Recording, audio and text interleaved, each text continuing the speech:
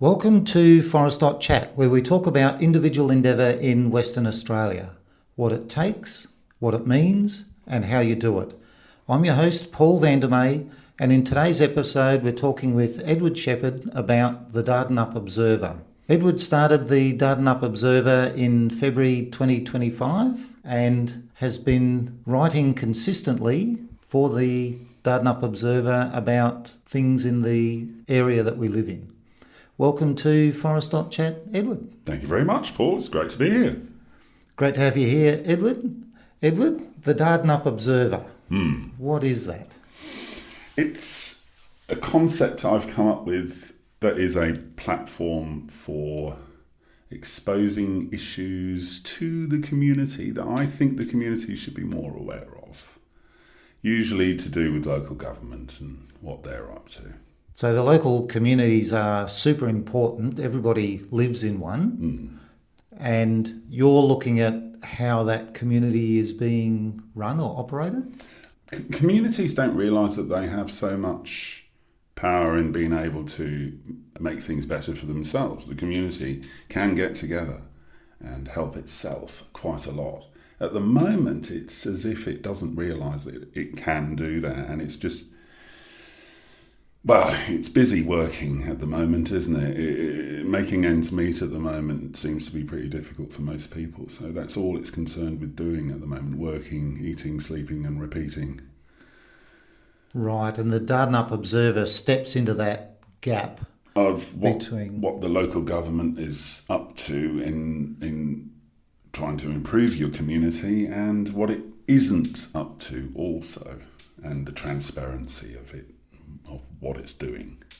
Local governments are interesting. My brother said, they're going to start charging us for new bins and all this sort of stuff, and they never asked us. But what probably happened was there was no listening going on.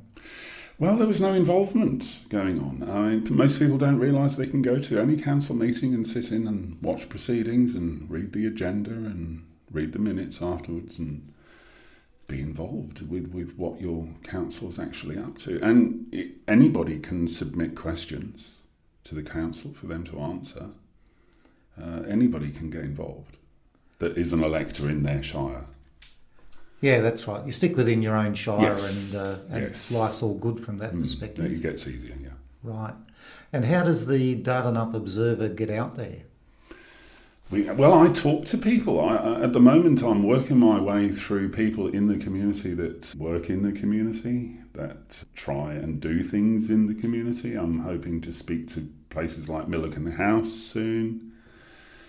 I've been told by certain people to go and talk to the principal of the Bunbury Community College, for instance. He's a person I need to speak to about the community and what he's trying to achieve. And that's all I'm doing, is talking to people in the community and trying to find out what they're doing and bringing it to the Dardanup Observer and writing an article and building awareness. Because the apathy in the community as far as politics is concerned is debilitating at the moment. They've just had enough and they don't want much to do with them and they just want to live their lives. And that's not great if you want to improve things such as housing. You need to get the community in and involved. Yeah, I've heard that in the Dardanup Shire, that there's a incredibly large development that's been planned. Yes. And Incredibly large. And very few people actually know what it's going to be. Some people in Perth are calling it a megacity. Wanju. A mega city. A megacity. It's got, apparently, when built, about 20,000 dwellings, mostly medium to high intensity. So we're talking townhouses and cottage blocks. It's going to be really crammed in there in Waterloo. There's a lot of schools prepared to be built, some of them private, most of them public. High schools, primary schools, both, hubs and things like that. And about 60 to 80,000 people will live there when it's built and finished. 60 to 80,000 people. And how many people are in Dardanup at the moment? 16,000. 1-6. Yes. So it's going to be... It's going to blow away what Dardanup Shire is now. It's going to completely change over the next few decades. And I don't think Dardanup residents really understand that. And I'm going to miss it. I came here for that quietness. You're going to miss what Dardanup has now in the quietness. Yes. Right. So what's the footprint of this? Like 60 to 80,000 people. It's a large area, just south of the Collie River in an area we call Waterloo at the moment, and it's just open paddock with paperbark trees. Yeah, I remember the Waterloo turn-off used to be the way to get to the southwest. You'd cut off a little corner of going to Bunbury. Yeah, and you drop into the... There's a little servo on the corner there. And you have a Waterloo burger, which was ridiculous. Yeah. But they all make burgers like that. But it's still there as well. Yeah, it's still operating. It's got a zonking great Wilman-Wadandi highway going straight past it, the flyover bit. But it's there still. Yeah. So that's going to be a massive... Oh, yeah, you won't recognise it. Development. In 20 years, you'd be like, what happened here? Wow, this came out of nothing. But it's a huge residential area, and to the south of it, it's a huge industrial area also. Right, because if there are 60, 80,000 people, there's got to be work for them as well. Yes, yeah, and the port expansion's coming into the conversation as well. This whole area is going to become citified. It's going to become very similar to Perth. And it's like, oh no, got to keep moving, I suppose.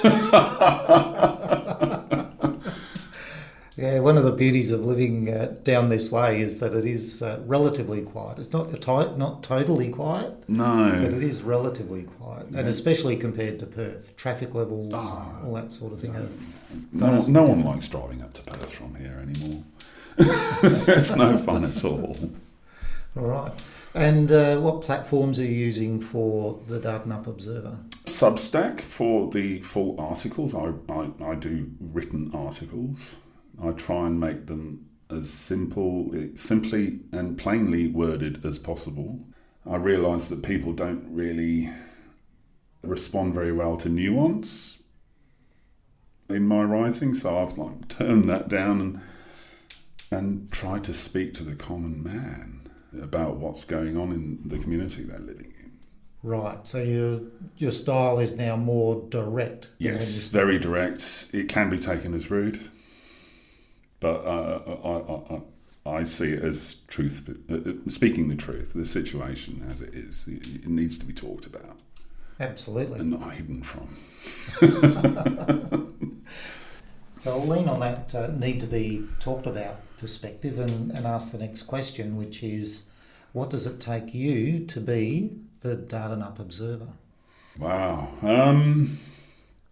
Well, I try to be diligent. I try to find out from people, talking to them by going down rabbit holes in the area and dragging out the truth of the situation and who's behind what and why this situation is the way it is at the moment. What's the backstory?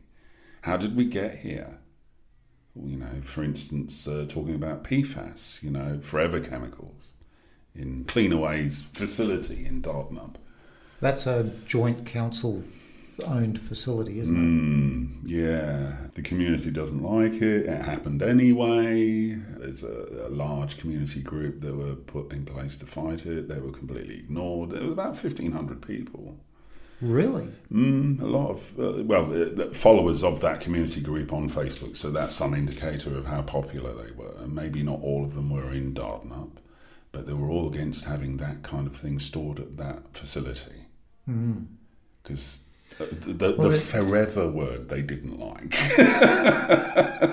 Probably understandably, but the PFAS actually comes from the things people have thrown away, like the PFAS is in the things that have been discarded from people's homes. That's right. And this is actually a green waste facility?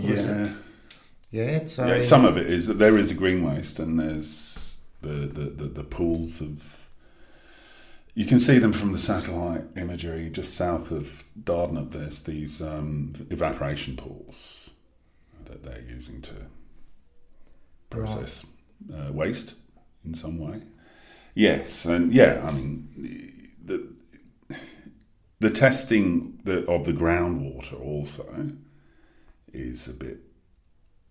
They were talking about doing proper public indicated testing of the groundwater regularly, so that the local residents wanted to know how it's going to affect the properties they owned, because obviously if there was a leakage of PFAS, the groundwater, the shallow groundwater that people were using, their own bores, their private bores, would be pulling up that water that had been contaminated by the nasty things that have seeped through.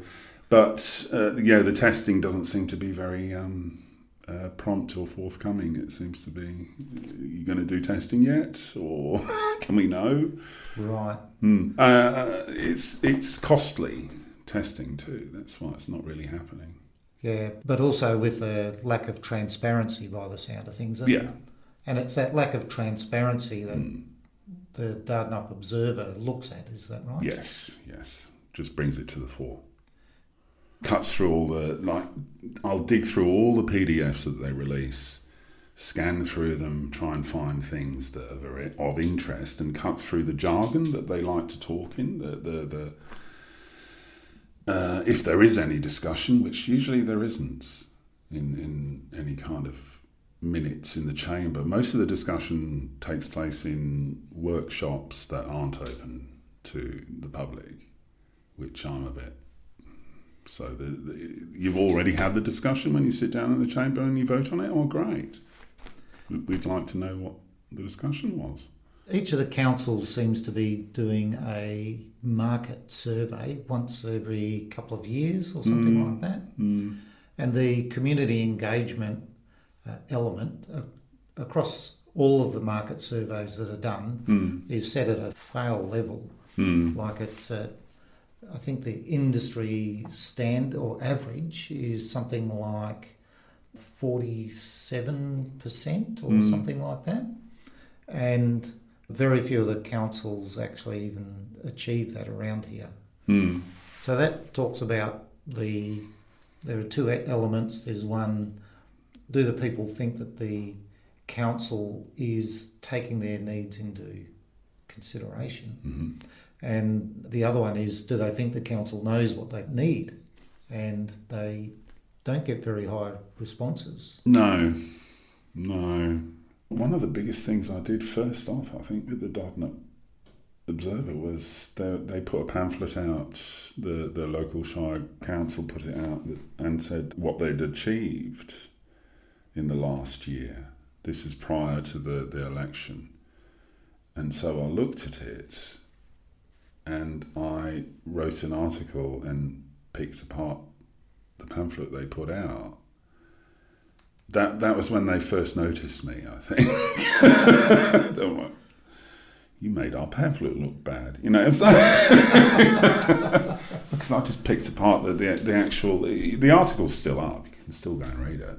There's a picture of the pamphlet on my breakfast bench and my article. It was just... They were putting out this pamphlet, and I'm looking at the pamphlet, I'm thinking, how much did that cost? They would have had to make, it was a nice glossy, how much, okay, so my rates are being spent on this. Fine. What does it say? And when I looked into it, it was pretty superficial things that they weren't really delving into the issues. And when you did start to delve into it, it didn't look good. For instance, that. And then people within Dardanup Shire anonymously started giving me information about, for instance, the $25 million adjustment over 5 years. I'm not saying they've lost $25 million. They'd just gone back to their previous financial reports and adjusted them because they were wrong. Oh, because they were wrong. Incorrect. Not quite right. And that was fine. I mean, and I was just drawing attention to that they did that. They didn't want people to know that, obviously. And I'm like, oh, okay, sorry. The attitude was gatekeeper. Why are you asking me questions? And on 2 occasions, I gave sets of questions each month, sent them in an email, 48 hours beforehand to the CEO, and then turned up for the answers and asked the questions. So the question was recorded in the minutes at least. And their answers, I think I asked them about 8 questions, all of them fairly curly, and I think they answered on average about 2.5 of them, and completely just whiffed and read me the regulation booklet on the rest. And obviously, I've read the regulation. I know that's what I'm comparing it to, and that's what you're not doing. That's why I'm asking you the question. And they didn't seem to grasp that and didn't want to either. So hopefully this new bunch of people who have been elected might be a bit more receptive. Yeah, we're talking just after the local government elections across Western Australia. So, yes. Those people are now in. Yes. They've had their first meeting. They've all selected their places. They've all got their seats. Yep. And they're sitting next to who they're going to be sitting next to for the next term now. Right. Okay. That's good. So on your part, what I'm seeing is that you've got a little bit of investigation. So that's chasing down documents, if required, finding things, and that sort of thing, and getting out. You've got some bravery there from the perspective of asking the questions. To me, it's pretty simple. Yeah, it requires bravery to ask, hey, do you want to have a sit-down and coffee with me and just have a rapport builder meeting? I'm not going to record anything because they're terrified of me recording anything for some reason. Mainly it's for my memory because it's a sieve. That's why I record it. I just transfer it to... there's a nice... do you use Otter? Otter AI. It's for transcribing recordings, and it does, audio into it does text. it just like that. It's so nice and easy. Anyway, I digress. What was I talking about? Well, you talked about having meetings. Yes. To get to know the people. It is tremendously easy, and people are receptive to being asked for meetings and sit-down talks, it turns out. And when you do sit down to the right people in the community, you find out some amazing things. Like, for instance, most of them agree with each other. 80% of the time, they agree with each other. And the thing that pushes them apart is allegiances. When they come into the conversation, they start to push apart from each other because, you're the wrong colour, you're blue and I'm red, you're green, and then that gets in the way of actually sorting anything out. Oh no, my party line is this, so I can't deal with you, and it just muddies the water, and it goes. But the initial conversation, when you're just talking about who they are, what they want to do, what they've done, what they want to accomplish, very similar. Doesn't matter what party they're affiliated to. And that's what I've noticed, mate. That's the most powerful thing I've noticed. And yeah, that's going to make me carry on. Because there's hope there. Absolutely, there's hope. We're reasonable human beings. We are, all of us. We are. Believe it or not. People have things in preconceptions, and they live by those preconceptions about people, because my preconceptions of people are like, for instance, I told Marina when I met her at Cafe Bean on Victoria Street in Bunbury, you are nothing like your Facebook persona. You are so much more, I don't know, dignified. You're quite good to talk to because you really care. That comes across. Gabby, it came across that he really cares. These people care. Sue Chapman came across, she really cares. She's been banging that drum for the community for a long time. So, yeah, I want to make connection between these people and say, look, you know, your party, can you just put that aside for the moment and let's actually see what actually can be done. For instance, for mothers with children living in cars. Yes, you mentioned before we started recording, there's been a massive number of those. A horrible report from the South West Times telling how bad the homeless situation is, particularly for mothers with children that have run away from domestic violence, or there's 1,000,001 reasons why people become homeless. 1,000,001, and yeah, it's terrible. You shouldn't be allowed. Yeah, definitely. It's a complex scenario that puts people into that position, and there's different answers for different parts of those people depending on where the drivers are for them. Yeah, it's very complicated, and yeah, it just requires some political conviction to actually look at the situation and trying to put them in a room with a bed at least. You know, with some safety and a door you can lock on from the inside. Yeah. You know, terrible. That's it. But there's no conviction from a political side to actually make it happen, which is sad. It is, especially when you can see conviction for other projects that are moving forward. No problem whatsoever. And I'm not going to name any projects, but you can imagine which projects are moving forward, no problem whatsoever. And we have things like this happening in the Southwest. I saw a guy with high vis get out of a caravan and start his shift. He had his caravan parked up. That's where he was living. Yep. Yeah, the caravan parks here are quite full all the time. Yeah. It's mad. I think this was a caravan parked on the courts, the back beach. You know, it was just I think the Bunbury City allows it somewhat there. Oh, this is across from the Back Beach Cafe. The buildings that are there, that's literally the car park. Yes, really. It's a car park. Not a formal caravan park. No. Interesting. Yeah.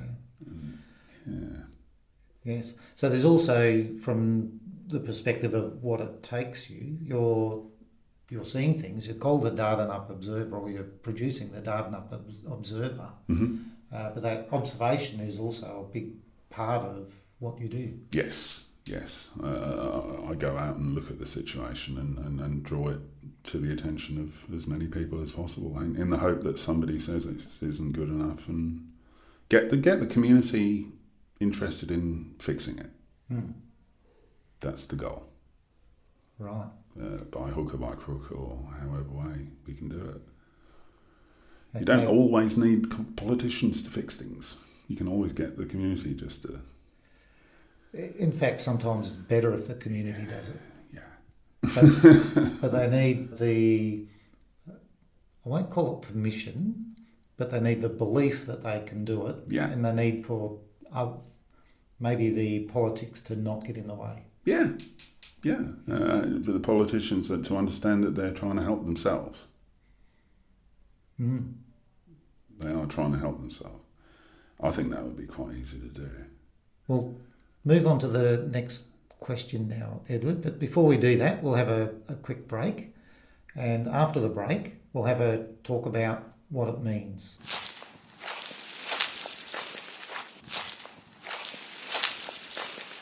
We've heard what it takes, Edward, to be the Dardanup Observer. Now, let's have a look at what it means. Edward, what does it mean to you, your family, or the community that you are the Dardanup Observer? It means that hopefully the community is getting better and becoming aware of itself and aware of what it's capable of doing. And all we need to do is have good ideas and to include everybody these good ideas to do. I mean, one of my ideas was a youth hub to be included in Wonju. One of the things I'm talking to with all these people I talk to is an idea of a youth hub to be placed in Wonju. Hopefully the government can pay for it, and it's based on an idea, based on my experience as a child in London growing up. I went to a boarding school in London, and it was tough for me because I was from the Welsh Valleys. I had a very thick Welsh accent because I had all my primary school years were in South Wales, and now I've been put in this boarding school in London. Anyway, when school wasn't on, I could go to this youth centre. It was called the Brunswick Boys Club.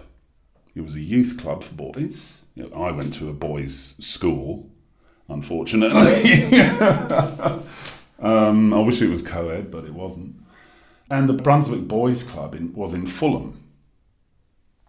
And it was simply a big house that was donated by a rich person in the area, and with the intention of educating and helping and mentoring youth in the area where they outside of school time. So they'd go into this building, and in one room you'd have musical instruments and somebody in there to talk to you about what you wanted to do with music. You had a room with computers and technical gear if you wanted to mess about with that. You had another room with books and people that could help you with your homework. No connection to the school whatsoever. So you could have a tutor. There was a commercial kitchen where you could go in there and learn how to boil an egg. You didn't know anything. You're a teenager. But it was good. It was a grounding, and that sort of thing I want to bring to Wonju as a youth hub. It served as an amazing part of the community because it brought all the youth together, and it brought out what they wanted to learn also. In whatever interest they could go in and learn about. And it was a nice place. You could just hang out there and chat if you wanted to do that. There was no structure, really.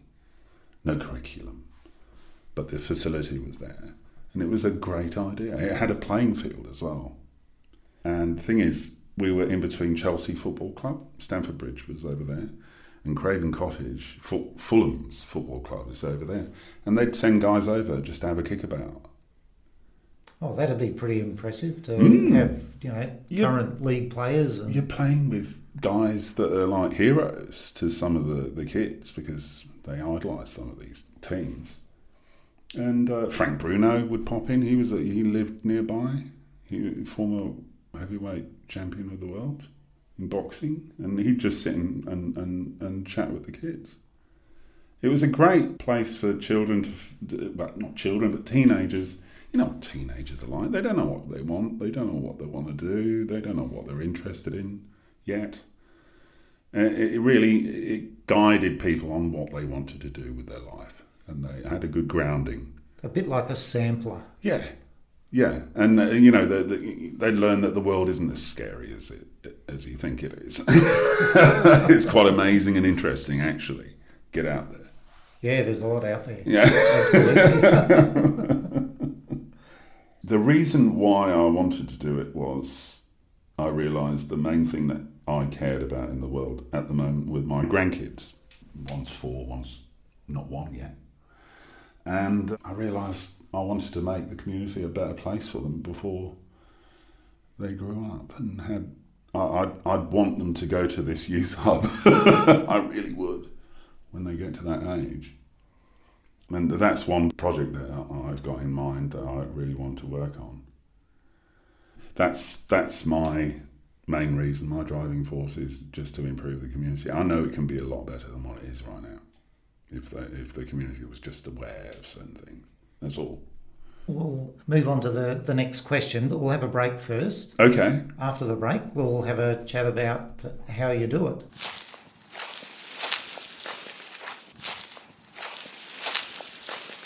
We've heard what it means to Edward that he can be the Dardanup Observer. Now, let's have a look at how you do it. Edward, if somebody else wanted to do work like the Dardanup Observer, how would they go about it? Wow. Be diligent. Look at the situation. Look at it from as many angles as you can. Any situation that you feel strongly about. And dig. Go down the rabbit holes. Find out the backstory. You'll be amazed at what you find. You will find things that you didn't think it was like that at all. And I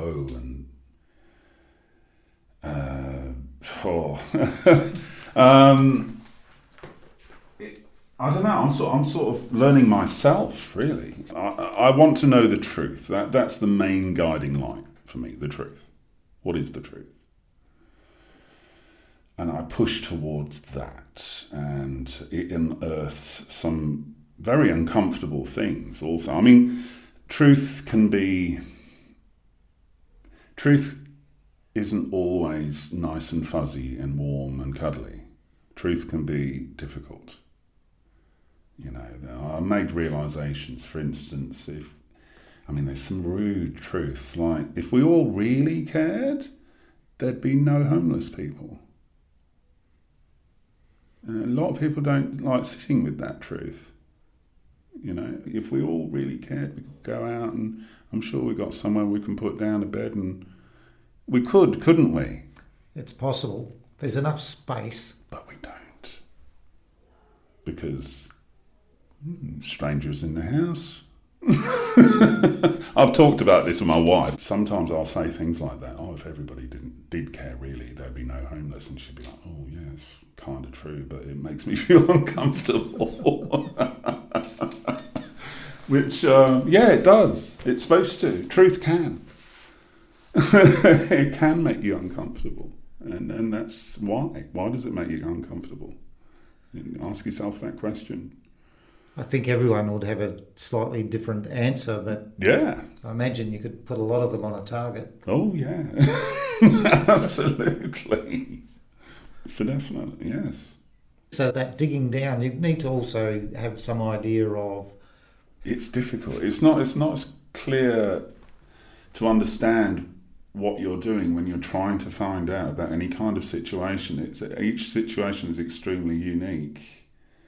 For instance, with the PFAS situation, it was, it's not black and white, it's very grey. A lot of decisions have led to this situation. And this is the situation we're stuck with, and how are we going to handle it? Now, I just want the community to understand it. And then the dangers of it, and what are the dangers, and to fully understand the situation. For that particular scenario, you've got specific health dangers that people are unaware of that could be right there affecting them right now. But the way of going about it, you need to have some curiosity, I think, and to have some ability to sift the wheat from the chaff, and also to think critically. Yes. And I suspect on the flip side, you actually need to look at the flip side. Absolutely, even if you disagree with it completely. Yeah, you've got to hold thoughts in your head you don't agree with sometimes, just to see that point of view from a different angle. You can see the problem from a different angle if you do look at it from... I was a card-carrying member of the Labour Party way back in the day. My dad was a coal miner. His dad was a coal miner. I was raised as a socialist. He was a shop steward, my father. Yeah, Marxism and communism flowed through the house when he was talking about, especially when elections came by.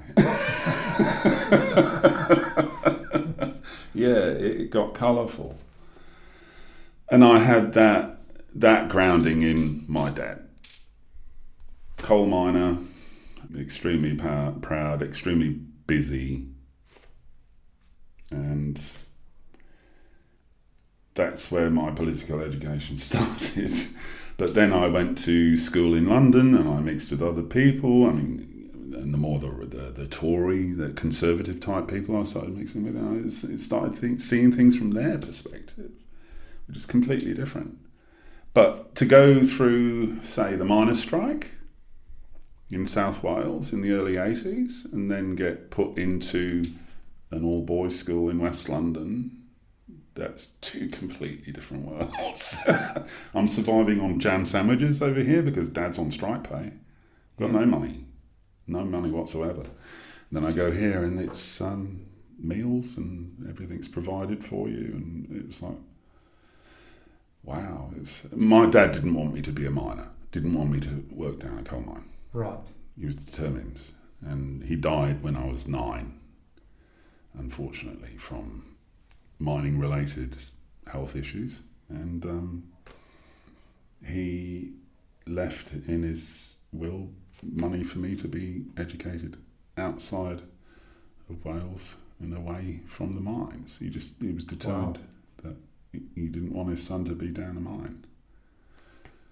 So there we go. There you go. Yeah. But that enabled you to see the world from two different perspectives. Completely different perspectives too. From the well-to-do, from the have not much at all. So where are you hoping to take the Dardanup Observer?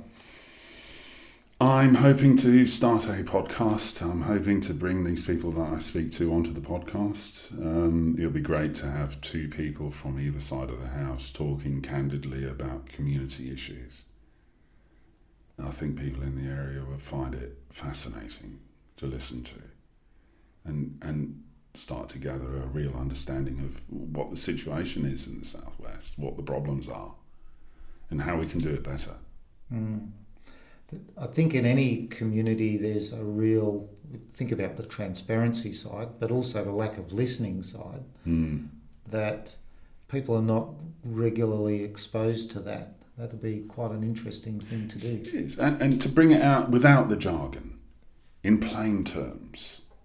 Before major council meetings now, I'm grabbing the agenda, scanning through it, and then putting up an article, for instance, to say, well, this upcoming council meeting, they're going to be talking about this, this, and this.